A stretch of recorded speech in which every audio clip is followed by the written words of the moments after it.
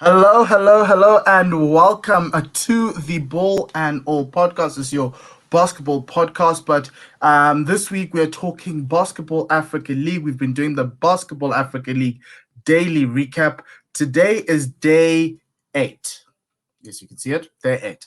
And 8 days ago, we had the inaugural tip-off. Someone took off tip-off in the inaugural game between Rivers Hoopers and Patriots. And now we've come to the end of the group stages. There are 2 games remaining. One tonight at 8 p.m. between Zamalek and Saleh in Group B. And then one more game, which was postponed. It's the one with Zamalek. Oh, it's Petro de Luanda and Saleh in Group B, I beg your pardon. And then tomorrow, Zamalek play GS Petroleers. GS Petroleers with a chance to qualify. They need an 11-point swing to qualify as the second lucky third place finisher. But we'll talk about that. But let's talk about the games that happened over the past 3 days, from last night and today. In day 8. Last night we saw.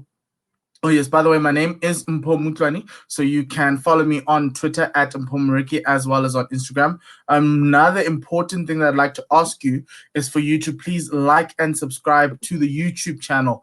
Like the video and subscribe to the YouTube channel. Liking the video helps us get into the YouTube algorithm for the Basketball Africa League and helps us get as far and wide. And obviously subscribing also gets us seen by many more people, as obviously this is a channel that people like. And if you like the content, please do subscribe. And if you have any comments, please note a comment in the comments box. I always read them and I'll try to reply as much as possible. And you guys have helped with the show going forward. So let's talk about last night's game. It was a top of the table clash in Group A between US Monastery and Patriots. It ended 91-75. US Monastery are essentially setting themselves up. Well, they've set themselves up as favorites to win this entire thing. They scored the most number of points in this entire tournament. They were the first team to hit 100. They've been the only team, I think, in this tournament to go to 90 points, which says a lot.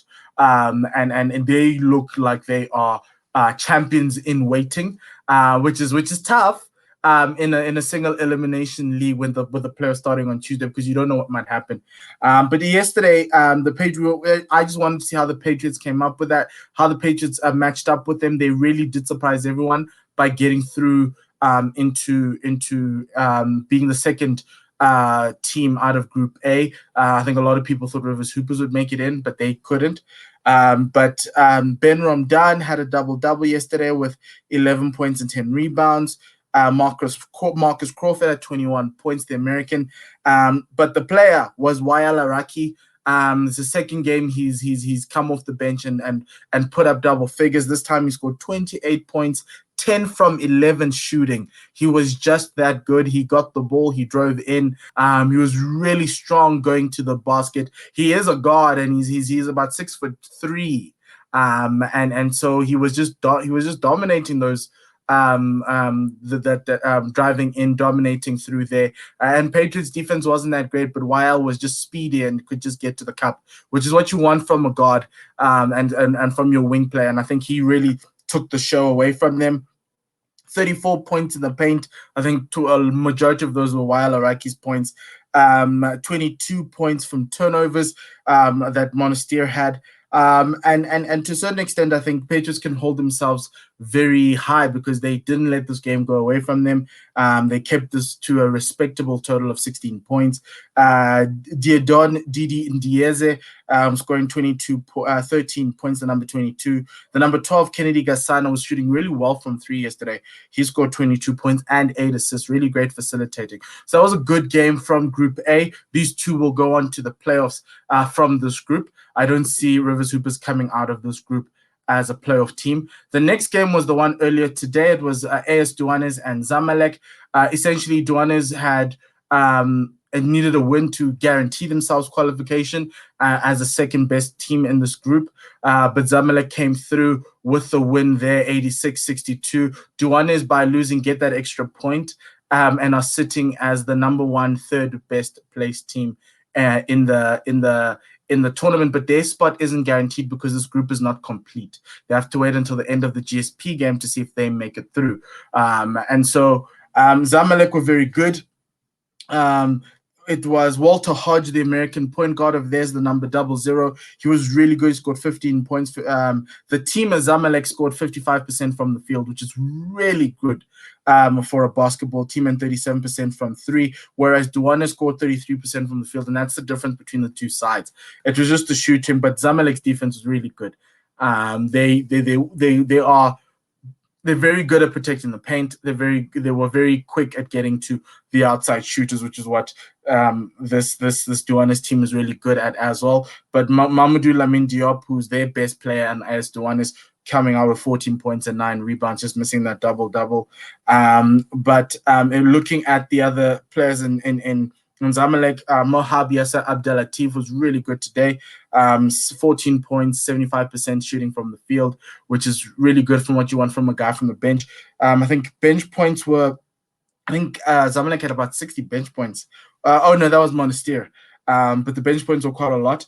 But the better team, and I think that's the thing, for you to be able to see what the better teams are in this tournament, look at the team that has the most number of assists. That's a team that moves the ball really well and creates open shots for everyone else. And you can look here, Duanes had 17 assists, Zamalek had 28, which is a key. There was some really good ball movement coming out of Zamalek, and they've made it through. And so obviously in that group, GS Petroleus need to win by 11 points to kick AS Duanes out of the tournament. So they have to wait until tomorrow evening at 9 p.m. Central African time to see whether they make it in or not. And then so moving on to the final game. That final game was AS Police versus FAP. The score ended up being 65-87 to FAP. It was a West African battle, a battle of the forces. Really intriguing game for me to see West African basketball at its finest. These are two best teams probably out of West Africa, and they really showed it.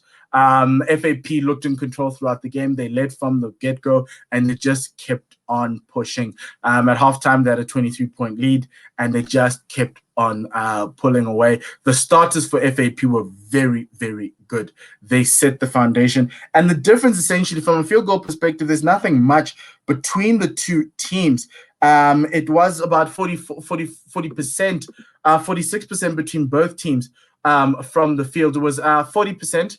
It was 32. Well, it was 40% from 2-point range, and 46% to FAP. It was just essentially FAP made 2 extra shots inside the arc compared to AS Police, but the difference was the 3-point shooting. AS Police only scoring 14%. That's 3 shots out of 21, whereas FAP scored 10 shots out of 32. Ibrahima Thomas of AS Police, he I think is probably one of the guys you would say is NBA ready. These are the statistics he's put up, right? Ibrahima Thomas, 22 points, 17 rebounds, 4 assists. He had a 1 block in there as well, and he also had a steal in that. It was just ridiculous to see how great he was. He's the Senegalese in the team coming up against the Senegalese team. He had 7 offensive rebounds. He was just attacking the glass. And he scored all of that with just only 2 turnovers, which was really awesome to see. Some really great basketball from a team that had lost. But from an FAP perspective, the player from their side, they had a few players. They had 5 players who had scored double figures. There was Amadou Haruna, who was really good in the first quarter. He started out 5 from 5 from the field, with 4 3-pointers being made. 100% shooter in the first quarter. Scored 12 points in that situation. He came out with 16 points.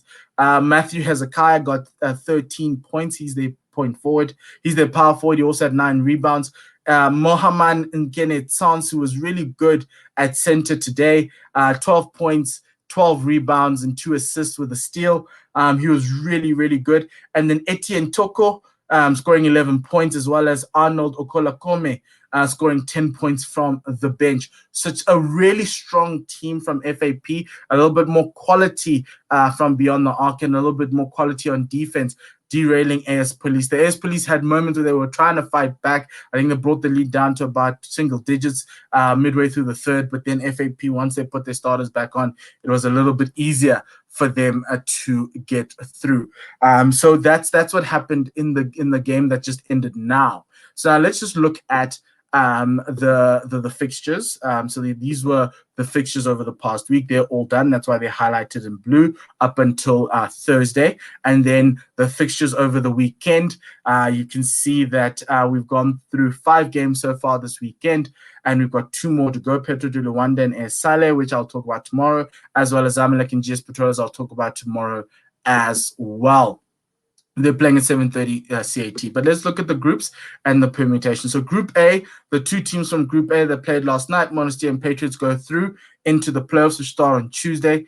The second group in Group B, Rivers Hoopers, you can see, are in third. They have a negative 41 point difference, even though they've got 4 points. Actually, Monastery and Patriots actually have 6 points. They don't have 4 points, actually. I do beg your pardon. That is an error on my part. But they have qualified and they've gone through. In Group B, if you focus your attention onto Group B, Petro de Luanda have qualified, AS Salé have qualified, and FAP, having beaten AS Police, now have a plus 17 points differential, and they have qualified as a third best placed team. Whoever loses out of AS Salé and Petro de Luanda will get 1 point for the win, so they will move to 5 points, and Petro de Luanda will move to 4 points, and so that's how it looks. And then if you look at Group C, you will see that it's still open-ended. Everyone's waiting for that final game to see whether GS Petroleers will usurp AS Duanes, who are currently sitting in 10th, who are currently sitting in that third spot. They haven't been given that final spot yet, or qualification. They're waiting for the game between Zamalek and GS Petroleers. GS Petroleers need to win the GS Petroleers need to win by 11 points, more than 11 points against Zamalek, in order for them to make it through. If Zamalek loses that game, they get to 5 points. So too, just like in Group B, with the loser of AS Salé and Petro de Luanda ending up with 5 points in that. So it's going to be very interesting. There's 1 spot remaining. And that spot, unfortunately for Rivers Hoopers fans, is between GS Petroleers and AS Duanes, and it's just dependent on how the game goes between Zamalek and Petroleers tomorrow to see the final playoff person. So we've got 7 playoff contenders, and we're waiting for 1 more spot remaining, and that is AS Duanes or GS Petroleers, depending on how that game goes against Zamalek. It is anything is possible. In the Basketball Africa League, it is essentially, this becomes a single elimination for GS Petroleers. So you never know. It like in the NBA, we saw with the play-in, this effectively becomes a play-in game for GS Petroleers. So that is the lay of the land. I'll show it to you for one last time. These are the 3 groups. Monastery and Patriots have made it through. Petro de Luanda, Salé, and FAP have made it through. Depending on what happens in the final game, FAP might then become AS